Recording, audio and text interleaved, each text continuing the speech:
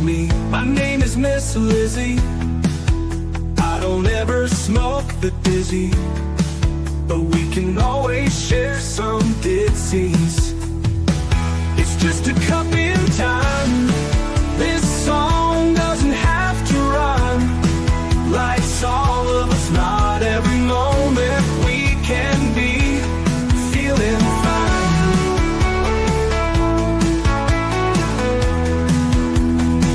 I wanna share a moment, just a second if you will, maybe even a cup of thrill. We could share this performance. It's tea time, come sit with me. Oh, welcome guys. Miss Liz in the house, and I have the incredible TK Bush in the house. We're going to be talking about her incredible book called The Unveiled. We're going to be also talking about her tea today. Her tea is eventful, turbulent, and fulfilled. That is the tea we are serving in the house tonight.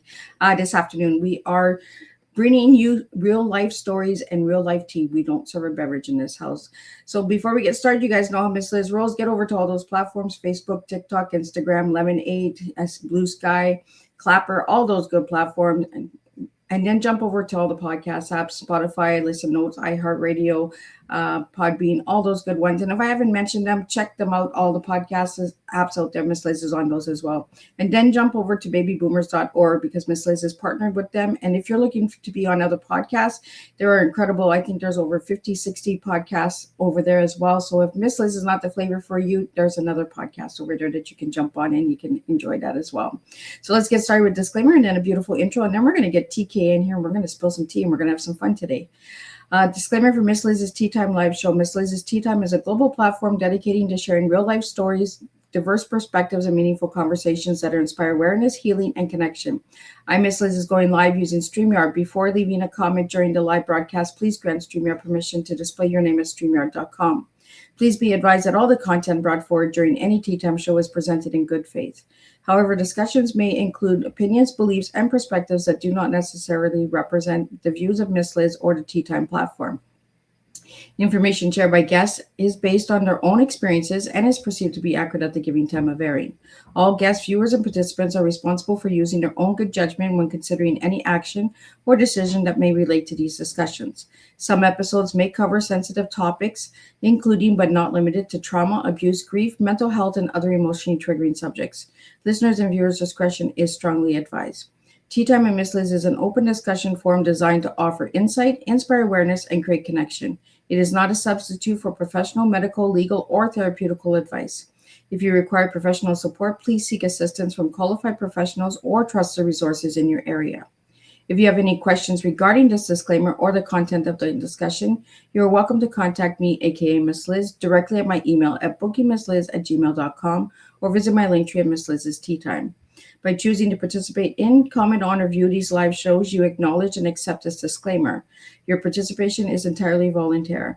Miss Liz welcomes you to join the conversation with an open heart, and if at any time you feel this platform is not right for you, I respect your wishes and decision and welcome you back whenever you are ready. Teatime and Miss Liz is serving truth and awareness one cup at a time. Well, welcome to Teatime with Miss Liz, where stories remind us that behind every heartbeat, every scar, and every silent struggle, there is still humanity, resilience, and hope.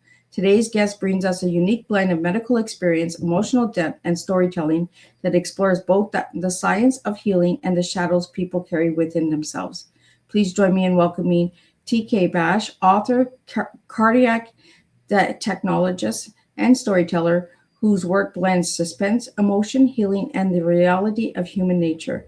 With more than 2 decades of experience in the medical field, TK has spent years helping care for hearts physically, while also exploring the emotional and psychological complexities people carry internally. Her stories are deeply shaped by life experience, family, resilience, and the understanding that people are often fighting battles others cannot see. Her future work in newsletter, The Pulse, reflects themes of healing, love, grief, trauma, resilience, and the lingering shadows life leaves behind. TK's tea is eventful, turbulent, and fulfilled, and perhaps that is what makes storytelling so powerful. It allows people to feel less alone in the complicated moments life brings. Today's Tea Time will explore healing through storytelling, balancing medicine and creativity, the emotional pulse behind suspense writing, family resilience and overcoming adversity, and the connection between human emotion and healing. TK reminds us that healing is not always neat or simple.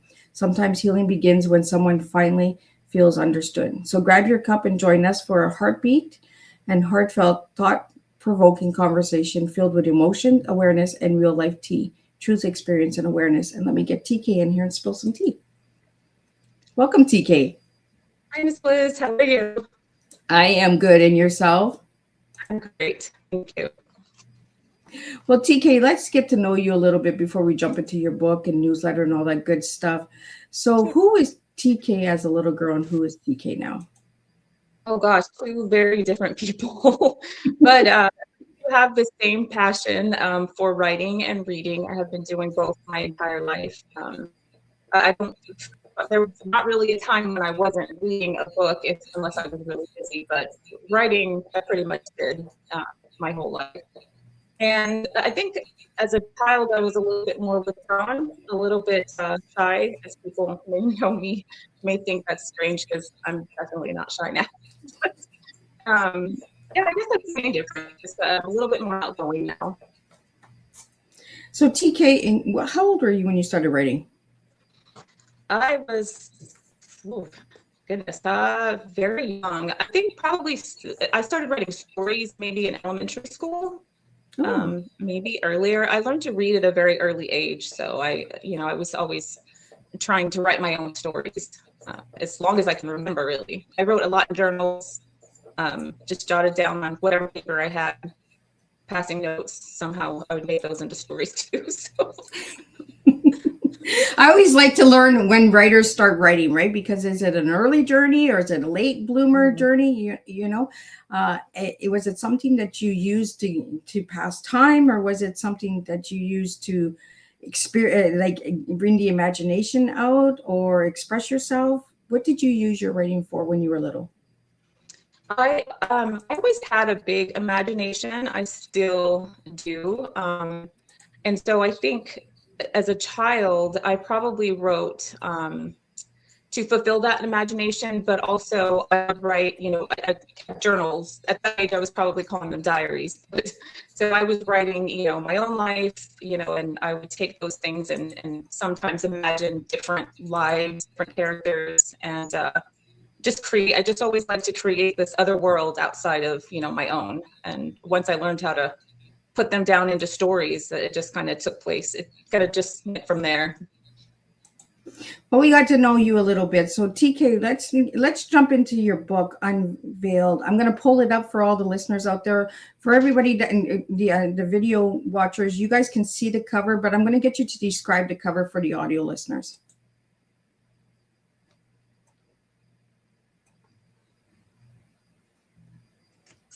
Did I lose you there? Are you there? Can you hear me? Yep, I think I lost you for a second. Oh, there might have been just a little glitch, right? Those little technology glitches, right? So if you could just share a little bit about the cover of your book and that for the audio listeners, what's on the screen. For the people that are watching the video, they can see the cover. I have pulled it up. So let's just get into the book a little bit.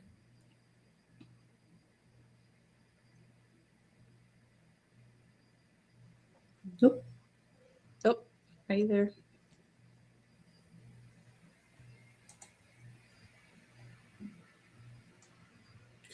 Can you hear me, TK? I think we're okay. I don't know what happened. We had a little internet glitch there, but I think we're back. Yeah, so if you just want to share a little bit about the book. Sure. So Unveiled is a story that I based out of the cardiac world that I actually worked in. And I decided to craft a character who's based on, someone that has some emotional background things, some emotional trauma, things from past relationships. And I kind of took it from what do you do when the past comes back? We try to bury things, that have happened to us a lot of times in relationships, and it would be nice if we could keep them buried, but they never really stay that way. So I imagined, what happens if if it disrupts your life, going forward. And with the main character, Tessa, I actually had her lose her memories. That way, she could craft a whole new life, because I also think how cool would it be if, you could just have a clean slate and just move forward, new life, new career, and just kind of forget all those bad things that happened. But that's not reality. And same thing with with Tessa. She finds that that is not possible either. And it actually becomes really suspenseful for her because her past actually could threaten everything in her future. So it's the story of just how she kind of deals with that, and finding out the truth of what happened before her future, and how much she wants to hold on to that by finding out the truth, or just kind of leaving it behind. So TK, in this book that you've written, Unveiled, is it part of you in the book? I think, yeah, I could say that. I think there's a part of me in all of my characters that I create. And it's funny because I kind of find that out as I write. One of the things I noticed when I wrote, when I looked back over my edits and I was, kind of looking through her development, because the characters kind of develop themselves along with, whatever you're doing. And I noticed that she was hurting herself a lot. And I made the comment like, man, she gets hurt a lot. And I thought, wow, that's so me. And anybody who knows me know I am somehow always hurting myself, not more so when I was younger than now. And I unintentionally kind of shifted that in there, and I wasn't even aware I was doing that. But I think there's a little bit of me in her, and in some of the other stories that I've written before that. But also other people and situations that I've kind of gathered, and so she's a little mix of more than just me, other people that I know as well. So TK, on the cover, when you came up with the cover, could you tell us why you put those colors in and the way that the page is ripped? For all my audio listeners, it's like the book is ripped in half. Mm-hmm. So I actually had a really good color developer. She did an amazing job. I just kind of told her what I wanted, and she crafted this, and I kind of blew me out of the water. I was really surprised. It turned out so well. But the tear is kind of the rip between her memories, what's in the past and kind of where she is now. And she just has this, there's this rift between reality, not reality. I mean, I guess it's all reality. There's this rift between the past and the present.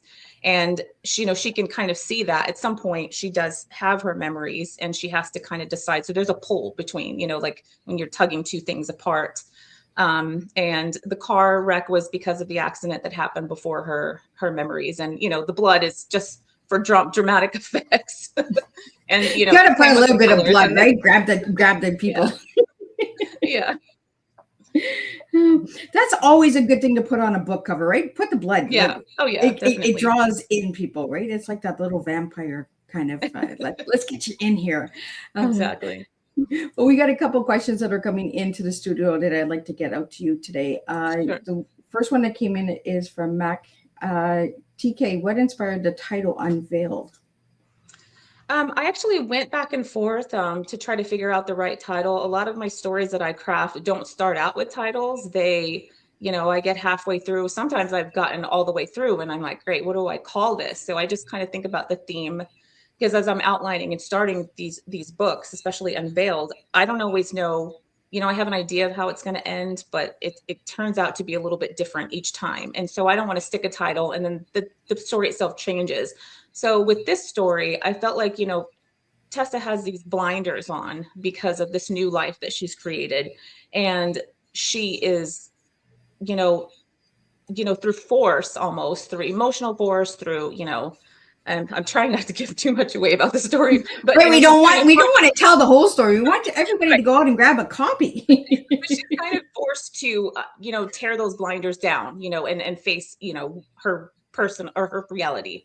And so Unveiled is just kind of the unveiling of that, of taking off those blinders and learning how to forgive and how to move forward. And I thought that was a good single. And I also didn't want like a really long title. Not that long titles are bad. I just felt like for a thriller or suspense, shorter is a little bit better.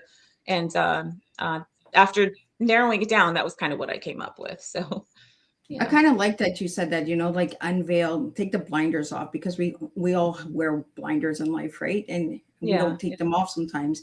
And sometimes we need to remove those blinders so that we can see deeper into understanding people and understanding the story behind it as well. Mm-hmm.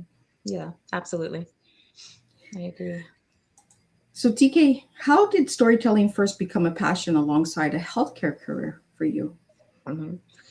So like I was saying earlier, storytelling has always been a passion of mine. And I started out with, I always had a dream that I always knew I'd be an author. Like, it's just, as a child, when you ask kids, what do they want to be when they grow up? And sometimes it doesn't end up being that. Me, I always knew, yeah, I'm going to be an author one day. And, as you get older, life happens, and so I started a family very early, and, I did the adulting things that we did, and I still kind of wrote in the background, but I ended up in the medical field actually when I was specifically in radiology, because I was actually pregnant with my daughter, and I had a sonogram, and I thought, wow, I think I might actually like to do this. And it was at that time when I found out about radiology, and my I was under the assumption that sonography and radiology were kind of this one and the same. And then I found out, it wasn't. But I realized later that the creativity behind being a radiologist, it's kind of one and the same. You have to be kind of creative. I'm not a radiologist, that's actually a doctor. But you have to actually be a little bit creative and think outside of the box. And I think that's why I kind of navigated to it so quickly.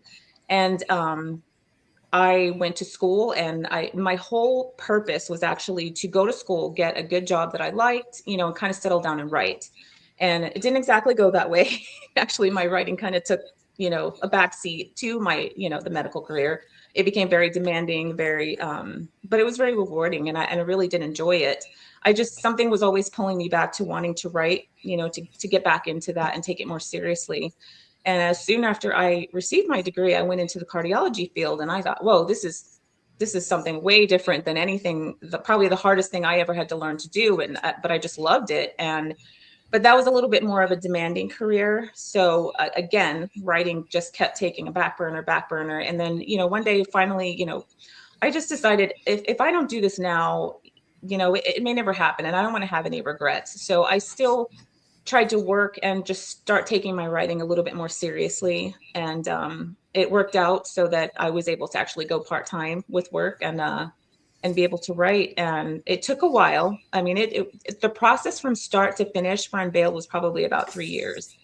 And and that was, everything. That was, getting the idea, going to my first writers conference, finding out what genre I was even writing, and learning all these things. And I found out, wow, writing a book is not, writing a novel is not like writing those short stories as I did as a kid. This is a whole different world. And there was many times when I wanted to quit. I said, maybe the medical field's better, I'll make more money that way. But it just, I just wasn't the same. I wasn't the same without doing it. And so I actually tried to incorporate the two of them. I've been very passionate about, relationships and relationship trauma, and just some things I've dealt with in the past. And I thought, well, hey, these are all matters of the heart. These are all emotional things that we go through. And hey, I work in cardiology, so heart. So She's got a lot of heart. We can make this work. So that's kind of how that happened. I love that, because you put heart into the writing, heart into work, heart into life. We got to all put our hearts into what we're passionate about.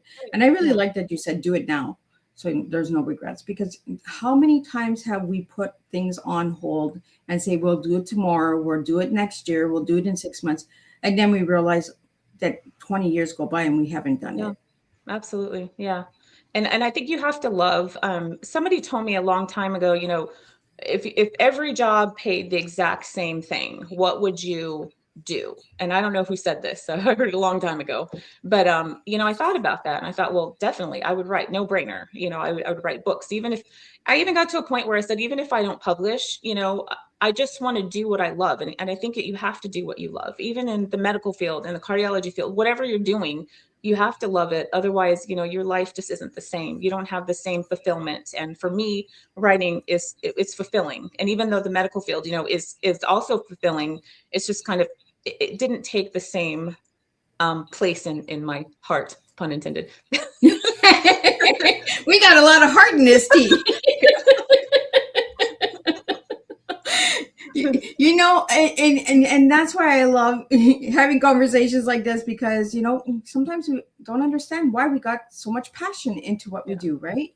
And Mhm. you said you started at such a young age of writing, so like in elementary school, they Mhm. not many writers start in elementary school. They Mhm. either color or doodle or do arts, like you know, paint or. But writing is not something that somebody starts at a young. How old were you when you started reading? Because you said you learned to read young. Yeah, I was pretty, I'm not sure exactly the age. I have this memory, and watch, my mom will watch this, and I don't know if she'll kill me for saying this, but it's not a bad memory. But I remember she had me read this book. It was Winnie the Pooh.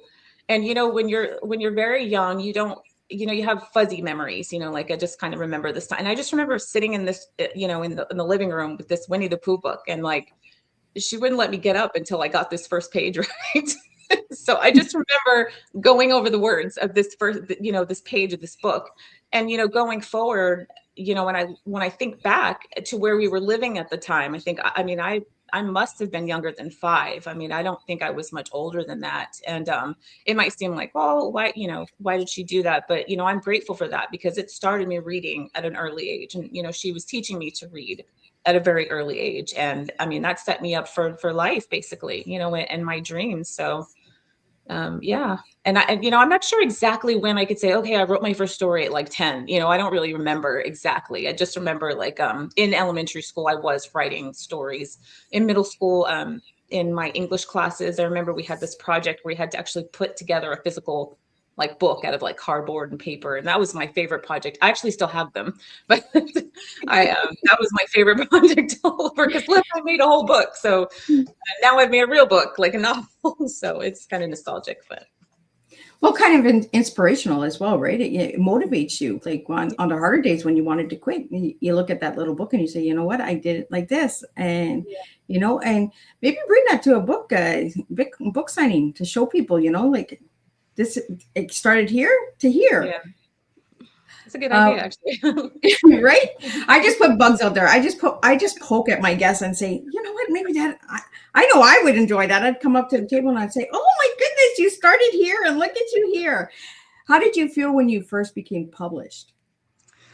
You know, it's kind of unreal. I really didn't expect to be published when I was published. You know, I thought someday, you know, you always want to think positively, and you know, I had those good vibes. Like I'm going to get published someday. I'm gonna, you know, it's going to happen. You know, I'm thinking it that way. I'm not going to say it's not going to, but when it happened, kind of took me off, you know, off guard. And the things that happened the things that had to line up for me to be able to publish it, it's just uncanny. Like it's just like God is all over that. But the things that the timing of when it happened. I mean, even when I was first starting the book, I had no idea that in a year, but from me finishing the rough draft, that I would have been published. So it was emotional. I feel like it was about the same reaction of when I actually put the ending. I mean, I don't have the end in the book, but I thought like when I actually finished it, I had to write the end on the end just because it was like the end, and I posted it online. Look, I finished.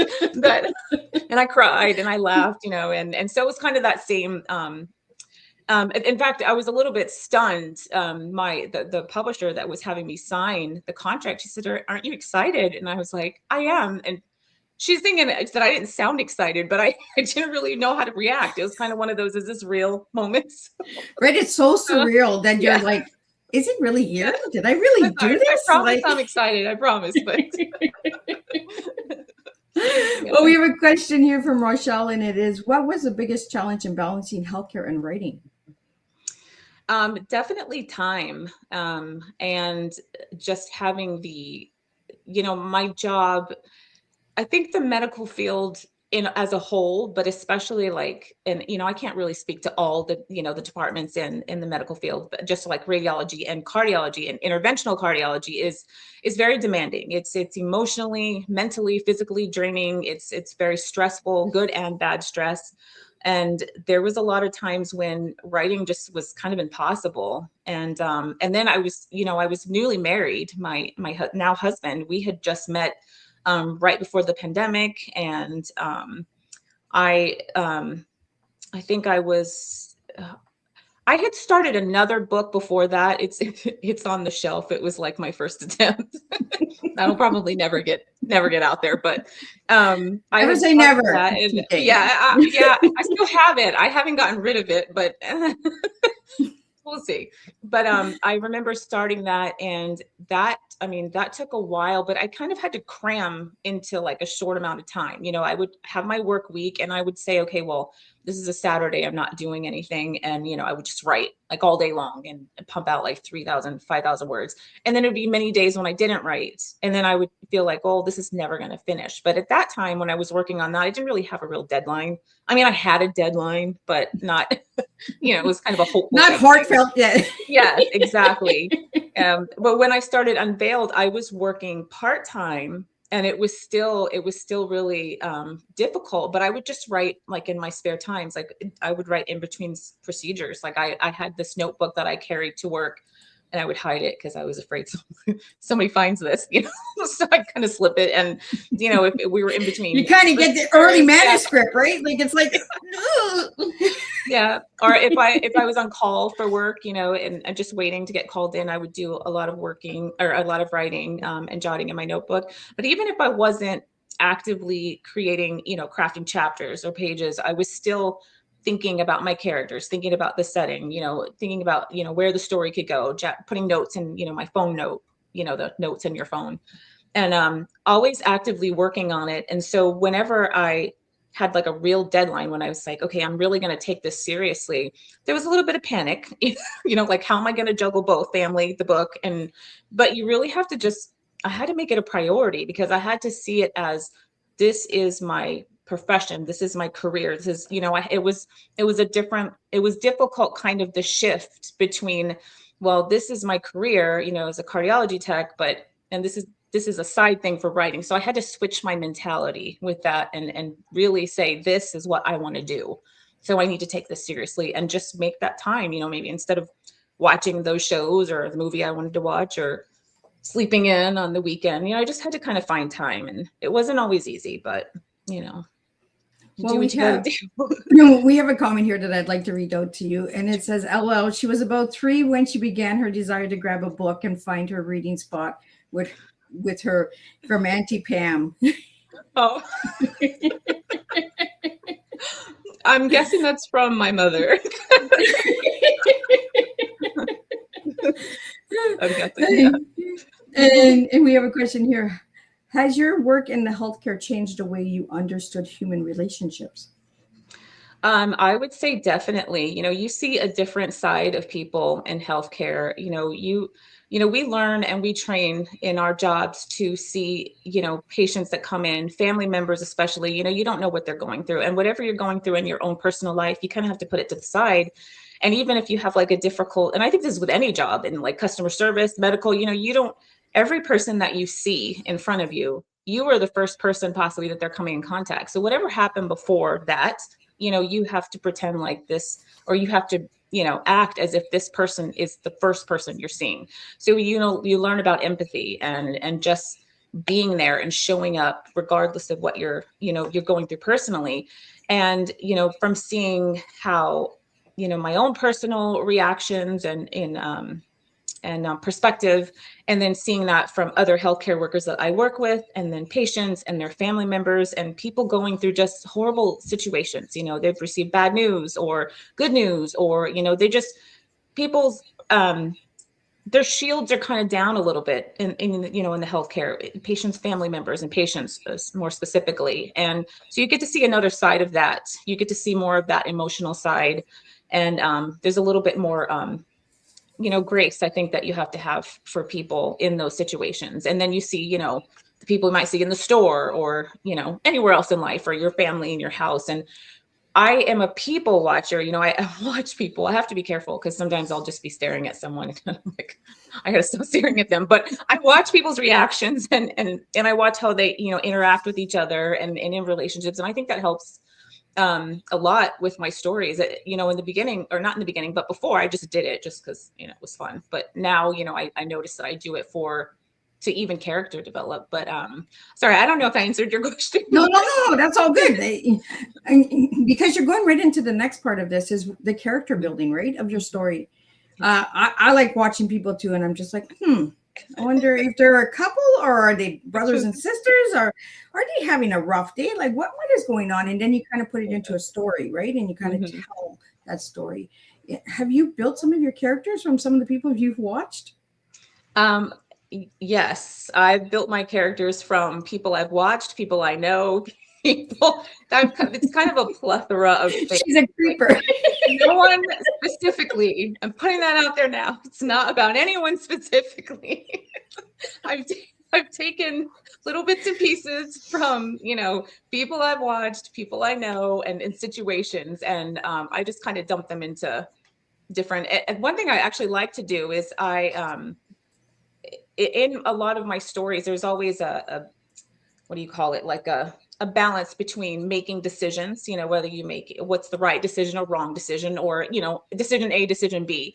And I take my characters and I say, okay, well, if you make this decision or if you make that decision, and that will be like a lot of times my protagonist and antagonist, because this one will make that decision. And it's kind of like that what if factor, you know. So along with creating those characters based on, you know, situations or people I know, then I take the, you know, which way, you know, which door do you choose, you know, door A, door B, and make that into different people. And I don't know, it's a lot of fun doing that. Or you fall down the rabbit hole and you're like, "Ooh, this is where I'm going." All the time. Yes, that happens a lot to me. Or I think I'm going to come up with a twist, like, oh, wouldn't it be cool if I do this? And then I find out, no, that didn't work. So then I got to back out. Well, we have a question here for you, and it is, why do suspense stories emotionally connect so deeply with readers? I think because it relates to real life. I mean, I used to watch a lot of romance movies when I was younger. I think I was just I was kind of a hopeless romantic. I thought it would never be my life, so I watched a lot of those movies. And as I got older and realized life was not that pretty, and I started watching Lifetime movies, and I would watch those movies to make me feel better about my life. But I think that those watching, reading and writing and, watching things with suspense, it shows you that life is not like black and white. There's always shades of gray, and just, seeing people deal with ways of getting through things and getting to the other side. There's a little bit of suspense in that, even if it's not a thriller or, not like an edge of your seat, that just wondering what's going to happen. We all live like that. What's going to happen tomorrow? What's going to happen next week? And we don't know. So there's a sense of suspense there too. And then in like romantic suspense, there's these two people or, a situation, and you think, oh, well, they're going to make it. And then no, they're not, and now you don't know what's going to happen. So now you got to turn the next page and you got to get to the next chapter. And I think that keeps people reading. So I think that's probably why people probably enjoy that. They enjoy the edge of your seat type thing. Did you write a part in your book where you were like, oh my God, is this really going to happen? Is that what's going to happen? I did, actually. I did not expect the ending. I had a different ending in mind. And when it came to me, some people that may not read or write, if they hear us say, my characters are talking to me, or we go, do you know what they did? And they're looking at us like, what? But they really do. They really do kind of change when you're writing, and you're going, whoa, I didn't see that one coming. And it's kind of strange because, you're writing it, but the stories just kind of come and the characters change. So in this particular one, I had an ending in mind, and I thought that was actually the whole premise of why I started writing the story. So when it kind of changed, I thought, well, that's great. And I ran with it. And then I had to figure out how to dig myself out of it, but still stick with that idea. So it was very fun, but very difficult. And I guess the difficult part made it a little bit more fun because it was challenging. And but yeah, lots of surprises there. Yeah, I hear that from a lot of authors that I interview. They're like, I wanted this story to end this way or to start this way, but it didn't start that way. And the character was like, no, we're not doing this. you know, it's almost like the inner child, right? The inner voice saying, nope, this is not the way the story's Yeah. going to be written. Mhm. And we fight with that sometimes, and we're just like, no, but I want it this way. And then you know, you kind of sound like a little crazy person, like you're in the room and you're Yeah. like, no, yes, no. Yeah. Kind of like that little devil and little angel on the shoulders, right? It's just like, Oh yeah. who's Yeah. winning this Definitely. battle? Like, Definitely. It's so true. When I went right. to my first writers conference, I actually went to a really big one, and I was like, wow, I always felt like I was a little strange my whole life. And I thought, I am not alone. These are my people. This is not just me. So, We're not really strange. cool. We got a Yeah. group.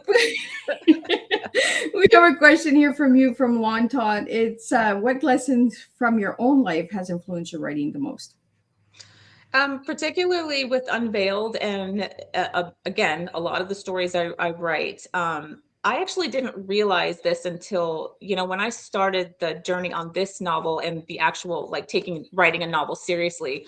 There's a lot of things I learned about, just even crafting a novel, like what is it, the blueprinting of it. And one of the things they tell you when you start writing is, what is your why? And I struggled with that for a while. I'm like, I don't know why, because I want to write a book. Why? Because the story sounds good. I couldn't come up with why. And it came to me one day when I was driving in my car, and I thought, I write all these stories and they all had like a basic theme that they were following and they were very similar to.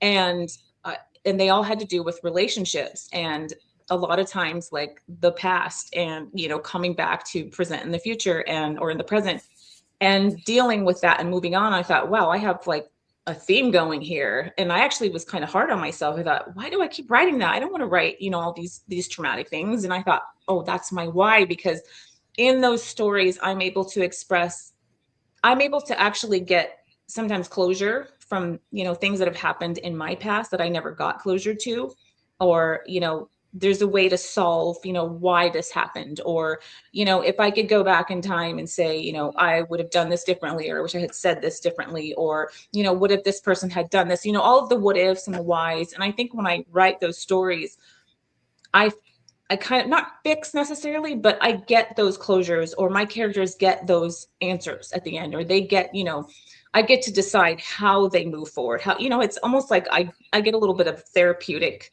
thing from them. And I didn't realize that that's what it was until actually I had completed this one.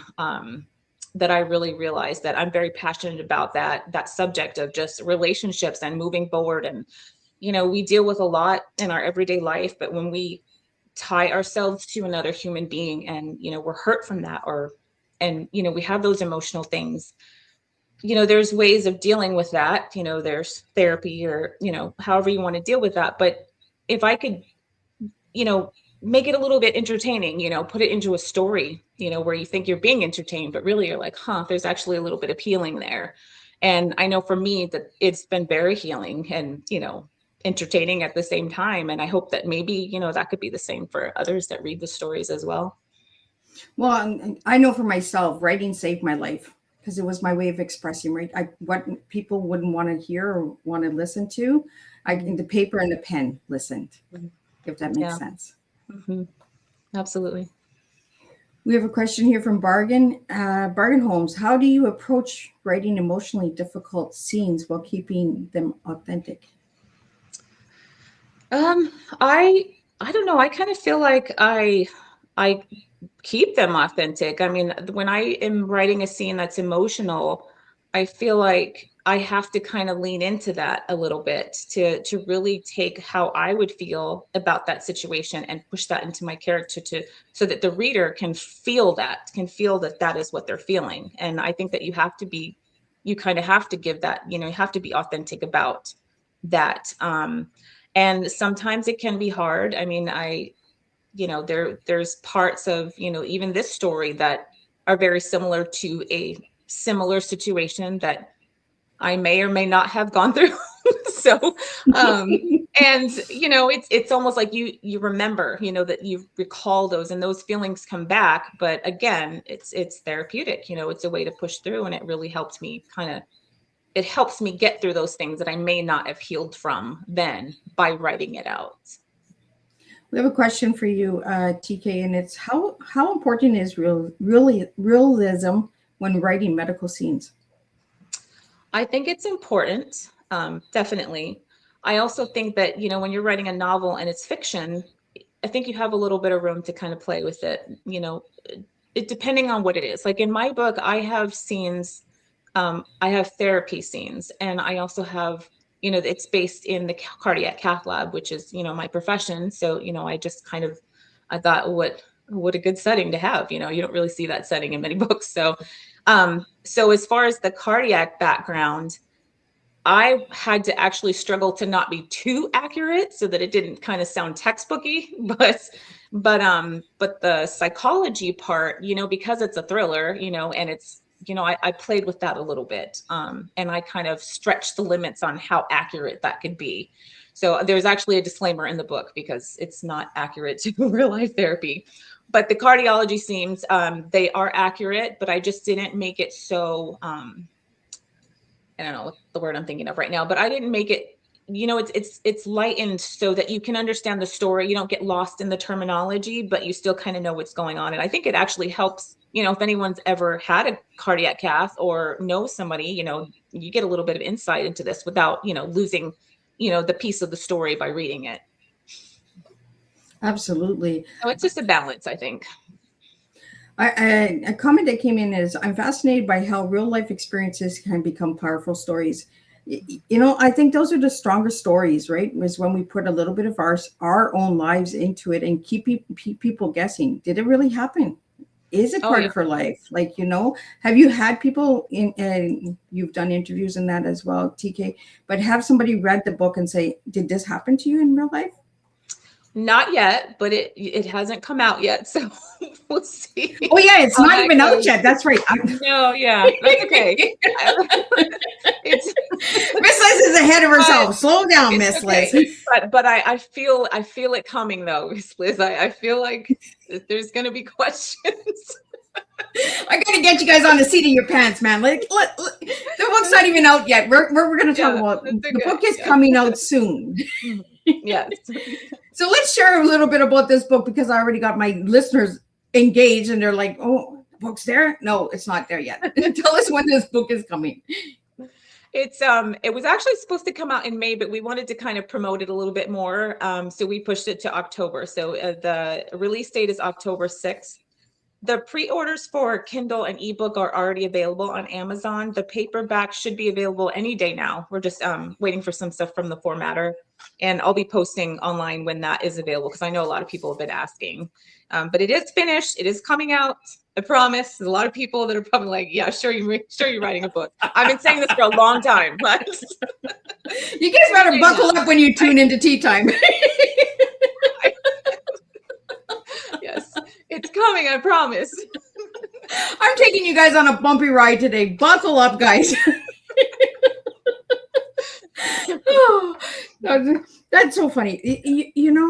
I knew it wasn't out yet. I don't know why I said it was out. I just wanted to get all these listeners already like, go get it. Like, that's okay. Yeah, we need that. Yes, go look for it. Put it on your calendar. October 6th is a good day, guys. Remember that date, October 6th. For all the listeners out there, October 6th, go and get it. But you can get your Kindle. More suspenseful to it's a suspense. We're taking you on a ride, guys, and there is a ride in the book. We have another question here: is did any personal experiences directly inspire characters in Unveiled? Not directly, but I think indirectly, probably. Like I've taken experiences from my own life and others and people I know, and I just kind of, it's like I put them all in a bowl and kind of shook it up and I just spilled it out and created characters off of that. I guess that's probably the best way to put it. And just for all my listeners out there, I usually get a lot of authors that their books are just about to be released or coming soon. And just for claimers out there, if you guys are like, Miss Liz, I wanted the book. Well, you can go get your Kindle copy in that. We have a question here from Callan. Is if a reader can learn one thing from your book, what would you have that be? I would say that there is forgiveness and grace in confronting your past. And it's possible to move on, whatever your circumstances, whatever you've been through. There is, there's always a light at the end of the tunnel. And I know it's cliche, but it's so accurate. You can get through anything. And when there's forgiveness and grace, a lot of times for the forgiveness is for yourself. It's not necessarily always for that other person, but there's healing in that. And, when you're able to kind of let go and move forward, that takes it takes a lot of courage. And I would like, readers to be able to see that in this book and in the future books. It's kind of the theme that I will be sticking with. So just, forgiveness and being able to move forward. Well, TK, you just mentioned future books. So is there a part 2 for Unveiled? I have left it open for possibility, but I am working on a separate novel now. But yeah, Unveiled is standalone, but it does have possibility. I have the notes that it could be possible to become a sequel. I think it'd be cool. Yeah. Well, you can come back on Teatime and we'll just buckle up for the second round. Sounds good. Well, I want to get into your tea because the tea that you gave me was eventful, turbulent, and fulfilled. Why'd you give me those 3 words for your tea? So turbulent, I think, describes my life because it's never like it's just coasting. It seems to be just kind of up and down and up and down. And it's like this ride. And whenever I think things are kind of leveling out, it's like the shake, it's like, I think of a plane, and I used to love to fly. I still don't mind flying, it's just, it takes me a minute, and I understand. I did all the research on turbulence. I get it, but it still doesn't make it any easier.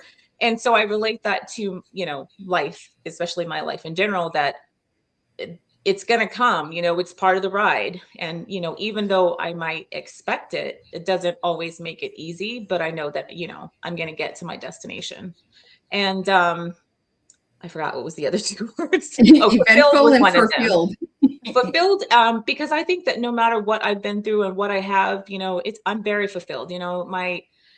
There's so much that has happened in my life and, happened with my family. And just to be able to just be sitting here and talking to you and, with this book and just, being alive and well. I mean, I'm very fulfilled. I feel like I am very blessed, and I can't even imagine, my life being, I just, sorry, I'm like getting lost in my thoughts here. I just feel full. I feel like no matter what's going on, I feel like if nothing else good happened for the rest of my life, I would be okay. I would be content. And eventful, why'd that word? Eventful kind of goes along with turbulent. It's just never boring. I mean, I wake up and think my day is going to go one way and it does not. I mean, we could see from the internet connection issue when we first started this podcast. We were robotic. We were like, wah, wah, wah. That's how we started late, guys. I did see the comment that we did start late. Everybody, my listeners are on my toes all the time. Like, where's Miss Liz? An internet situation and having to shift rooms and internet and all of that. And I prepared all day for that. And, and we see how that went. So it's that kind of goes hand in hand. It's just eventful. I don't, even when I think I'm bored, like there's times when I'm like, oh, I'm so bored. And then I've learned not to say that because I realize every time I say that, I get bombarded within a few days and I'm going, okay, I'm just kidding. I'm not bored. So that's enough. Enough. Yeah. I think I just didn't want to do all the things that I needed to do. So it's always something. So that's kind of why I chose those words. And the drink that you turn to when you're writing, what is it? It's actually not really one particular thing. It could be water, coffee, tea, sometimes wine. It also depends on the time of day. In the morning, it's probably typically water, coffee. Tea is it's also iffy about like whether it's warm or hot. If I'm outside, sometimes I'll write outside, and if it's warm, then I don't want hot tea, but then I'll make iced tea or I'll drink cold water. So I don't know if I have like a specific one. I just kind of rotate between all of those things. And one word that describes your writing style. Oh, that's a difficult one. Let's see. One word that describes my writing style. I'm going to say, I'm going to go out on a limb here and say unique because, you know, a lot of people can say that their work is unique, but I think, honestly, I think everyone's work is unique. Even if you have a story that's like someone else's or a very similar idea, it's coming from your individual thoughts, your individual feelings, and who you are. And a little piece of us goes into everything that we create. This is like your story is your baby, that's your creation. And so if that in a sense is unique, you know, it's like a fingerprint. And that's how I look at, you know, my writing is no matter how similar it might sound to something else, it is definitely unique. I like that you put the word fingerprint in there. I Especially like when you write analogies. suspense. That's good. I didn't catch that. I like it. Don't leave your fingerprints, guys. That's a good one. I did not catch that one. Wait, no, I did that on purpose. I did that on purpose. I always, my brain, I don't know. Sometimes it just pops out and catches little things. I'm just like, oh my God, she writes suspense and she said the word fingerprint. Is there a fingerprint in the book? Yeah, you know, it's not a bad idea. I can call the formatter right now. Right at the end of the chapter, the end, fingerprint. Add a fingerprint in there. You know, that might be a good way to sell the book too, right? Get everybody's fingerprint. Yeah. They get an ink pad and, you know, you never know. You might catch a good suspense character. And you have the book full of all these fingerprints. I was stay on the good side of the law. Mickey's going to shoot me. He's going to be like, Liz, like, what are you doing? Thinking about Mickey. He's going to say, that Miss Liz. Your biggest inspiration from your stories, what was it? My biggest inspiration? I think really just, like I said, just kind of the closure and healing. I mean, I know I keep saying that, but it's really just a way to get through those things. And it's almost like I'm holding someone else's hand, you know, my character, like they're going through this and I'm like, you know, how about you do this, or let's try that, or, you know, and then I think, man, you know, that if I should do that next time, or, you know, hopefully not a next time, but if it happens, you know, then it's just kind of like a walking path. I don't know. I don't know if that's a good way to put it, but. What kind of looking in the mirror, right? Yeah. Oh yeah. Yeah, definitely. So you look like at your character and you're like, oh, yeah, that's me. I have to make this choice. Yeah. I have to leave this relationship. Yeah. I have to take another car. I get a lot of woulda, shoulda, couldas, actually. So, I'm telling everybody, go out October 10 years 6th. ago.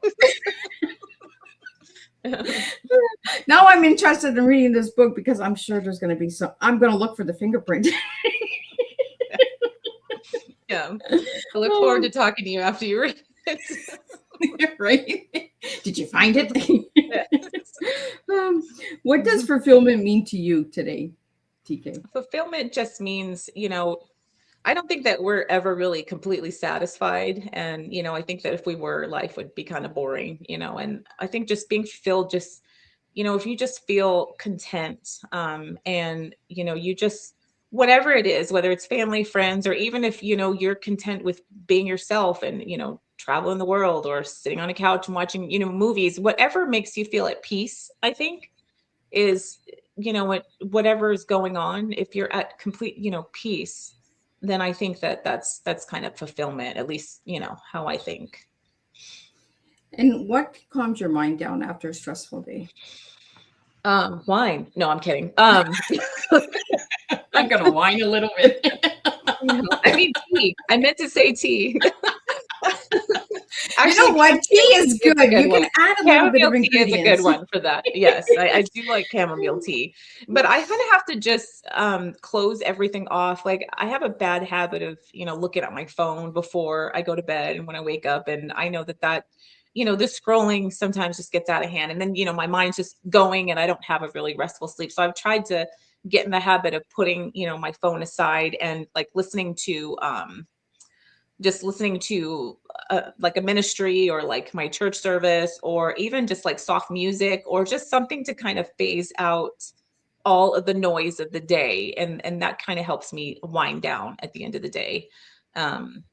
And it doesn't always go that way, but at least that's the goal I try to try to work up to. I call that doom scrolling. You know, we get so lost in it before we go to bed or when we wake up, and I'm just like, oh, here we go. That's starting the day off. I should have never looked at that. Like, It's really hard because the second you pick up your phone, it's just there, and I was actually going to get off of social media, and then I was told, well, you're writing a book, so now you can't. You have to be on social media. So, I'm just I kidding. wanted to do that years ago. I want to get off, and they're like, "You're a podcaster. You're an interview." Yeah, You can't- No. How do In you fact, you need expect to do be that? more on social media. Like, You okay. got to get on more platforms. You got to do this. Yeah. You got to do that. And I'm just like, ah, okay. Yeah. I had But this there are idea. days, when your body just shuts down. It's just overwhelmed, right? Yes. And especially Oh, yeah. when you're a writer, I find that the mind is always going, right? It's always like, I need to tell a story. I need to know a story. Yeah. But then sometimes we lose our focus because we're doom scrolling, or we're looking at something or listening to something, and we're just like, oh, my spouse calls it the squirrel. He's like, you just squirrel all the time. Like, you started here, and now you're here, and you're here, and you're here. And I'm just like, I don't know. It's just the way I am. It's a lot of information just pumped in. Just, you're scrolling, and it's just all this stuff flooding your brain, and it's already adding to the flood that's already happening. So, yeah. Is there a flood in the book? No, but maybe the next one. I'm just giving her a bunch of ideas. She's gonna be like, oh my goodness, I got her. We're gonna make a word search, Miss Liz. Okay. That would be a good thing too, like at a book signing, have a word search for certain words in your book. That's not a bad idea either. Right? I'm writing this down. I'm just giving you a bunch of things. Fingerprints, word search, bring that homemade book.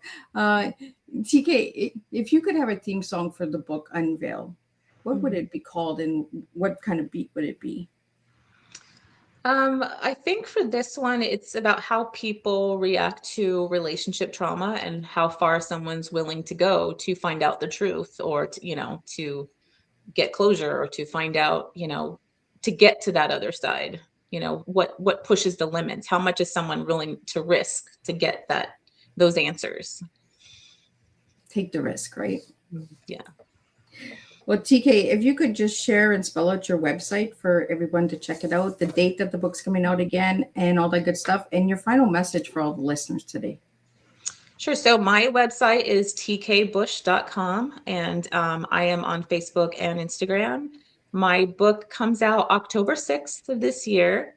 And I think what I hope the listeners and readers take away is just, these books are entertaining. They are meant to entertain. They're meant to thrill. But, the background message behind them is, just to keep pushing forward. You can get through anything if, you have faith, if you believe in yourself, and believe that, you can accomplish anything really. And that no matter what your past is, it doesn't define who you are, and it doesn't define your future.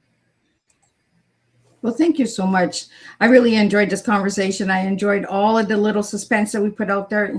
And for all the listeners out there, I hope you buckle up, because we're coming back at 7 p.m. with another author, and who knows where Miss Liz is going to go with that one. But tonight, this afternoon, I'm just going to give a little recap of what we did, and I will be back at 7 p.m. with the next tea time, and we'll do this all over again, guys. What a heartfelt and powerful conversation today. TK, thank you for bringing your honesty, compassion, and unique perspective to the tea time table. Your ability to blend medicine, storytelling, emotional truth, and suspense creates conversation that reaches far beyond entertainment. They reach the human heart. Today, we explored healing, resilience, trauma, family, and the emotional realities people often carry silently beneath the surface. One of the strongest reminders from today is this: people may appear strong on the outside while quietly carrying storms within. Throughout your work in healthcare and writing, you continued showing how important empathy, understanding, and human connection truly are. Whether caring for hearts medically or exploring emotional wounds through storytelling, your message reflects the importance of seeing people fully, not just for what they show the world. Your journey also reminds us that life can be eventful, turbulent, and still deeply fulfilled, all at the same time. Here is some food for thought to leave with everyone today. What if the greatest healing began The moment we stop pretending we are unaffected. And finally, allow ourselves to be human. Because healing is not about erasing pain. Sometimes it is about learning how to carry our stories with strength, awareness, and compassion. Thank you, TK, for sharing your voice, your heart, and your journey with the Tea Time community today. Until next time, keep listening to the pulse of humanity, keep sharing stories that matter, and keep serving real life tea one conversation at a time. And I will see everybody at 7 p.m. Thank you so much, Liz. It was great being here. Thank you, everybody.